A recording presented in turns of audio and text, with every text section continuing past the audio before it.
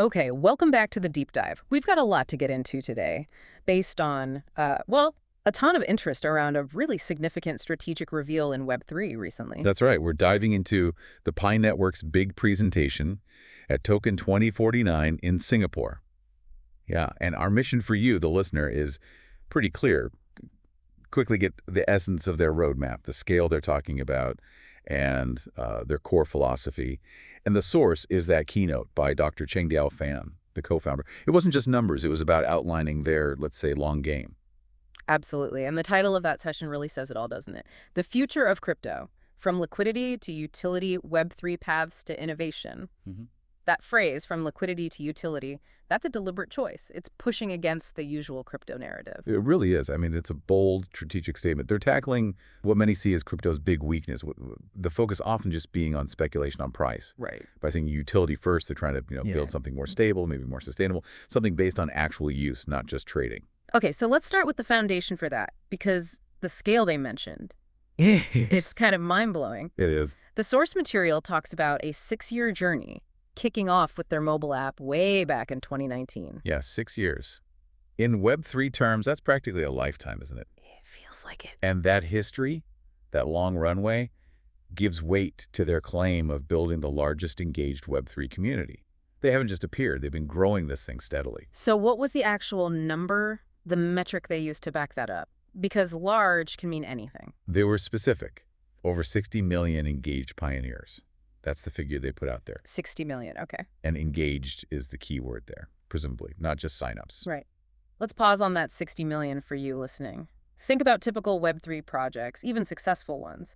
Active users are often in the, hundreds of thousands? Maybe a few million? Yeah, that's usually considered a big success. So 60 million, it's just a totally different ballpark. It means their main challenge isn't finding users anymore. Exactly. It flips the script. The focus has to be on managing that scale, on the tech, on the rollout.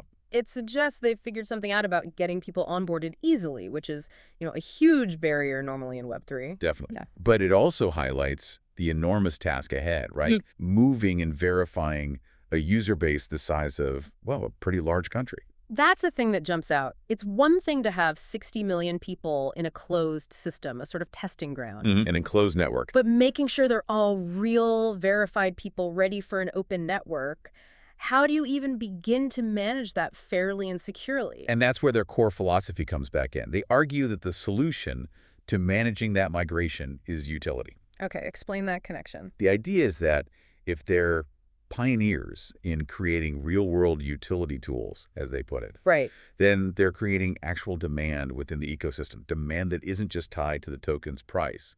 That intrinsic value, theoretically, should help stabilize things during the transition. So let's dig into that philosophy then. Section 2. This idea of going beyond mere speculation. It sounds good, but crypto often pulls people towards liquidity, towards potential financial gains.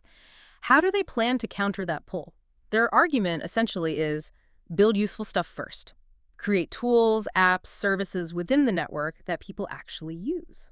So function over finance initially? Exactly. They're trying to create pathways to adoption where the first thing you experience isn't speculation, but usefulness.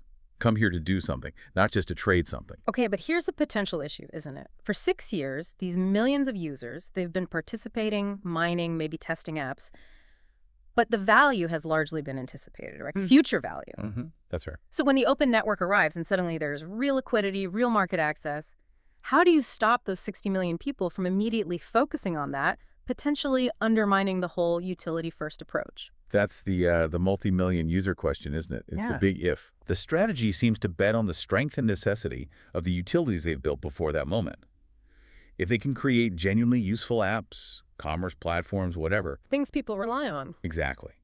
Things people are already using in the enclosed phase. Then the hope is the primary interaction remains functional, even when liquidity arrives. The utility acts as an anchor, basically.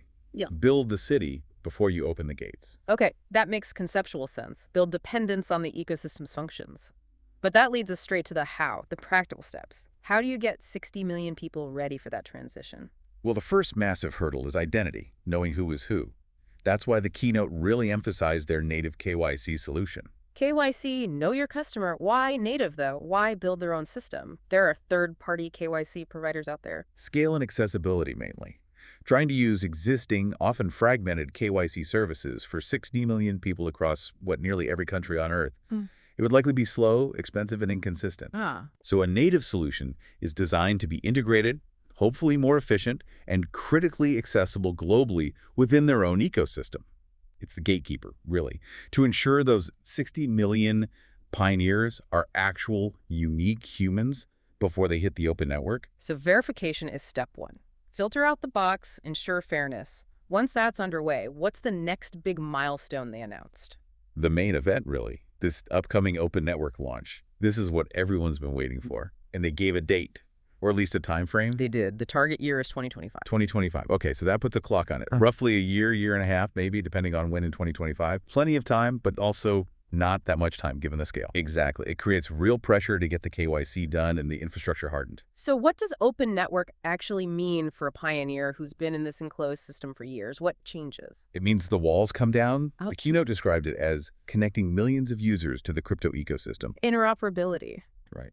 External blockchains, other dApps, they could potentially interact with the Pi network. Pioneers could connect their Pi wallets or activities to the broader Web3 world. And crucially, it allows the Pi coin itself to be listed, traded, and find its value on the open market. So it goes from being a self-contained experiment, albeit a massive one, to being part of the wider, interconnected crypto landscape.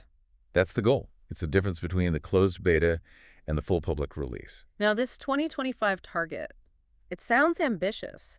Are there specific conditions they mentioned, things that have to happen before they can actually, flip that switch to open network? Well, the keynote itself focused on the 2025 goal, but yeah, based on their previous communications and just the logic of it, there are clear prerequisites. Like the KYC progress. Definitely.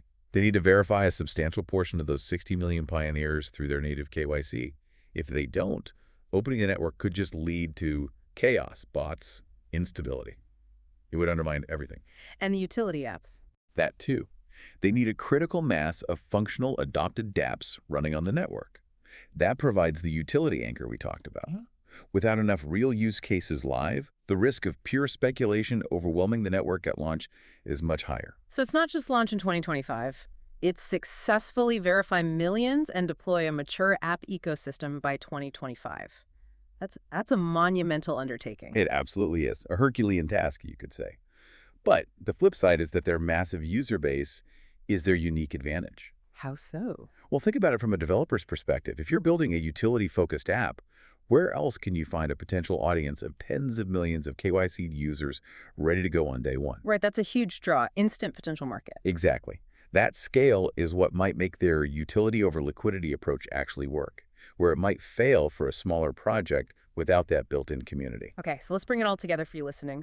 What are the absolute key takeaways from this Pi Network roadmap reveal at Token 2049? I'd say three main things. First, just grasp the sheer scale. This isn't a startup anymore. It's a 6-year project with over 60 million engaged users. Their focus now is deployment, not growth. Second, understand the core philosophy. They are betting heavily on prioritizing real-world utility over the speculative hype that often drives crypto. It's a deliberate strategic choice. And third, the timeline. That 2025 date for the open network launch is the big one to watch. But remember, it's conditional on successfully navigating the KYC and utility development milestones. They wrapped up the presentation with a pretty direct call to action, didn't they? Something like, join us and shape the future of cryptocurrency together. It's an invitation reflecting the scale of what they're trying to do. Okay, so let's leave you with a final thought to chew on, based purely on what we've discussed from the source material. If Pi Network actually pulls this off, if they manage to transition potentially tens of millions of verified users onto an open network in 2025, and crucially, if they succeed in keeping the focus primarily on utility rather than just immediate liquidity, how fundamentally different would that model be for Web3 adoption? What does global adoption look like when it's potentially built first on a massive, verified user base focused on function before widespread speculation even gets a major foothold? It's a fascinating what if.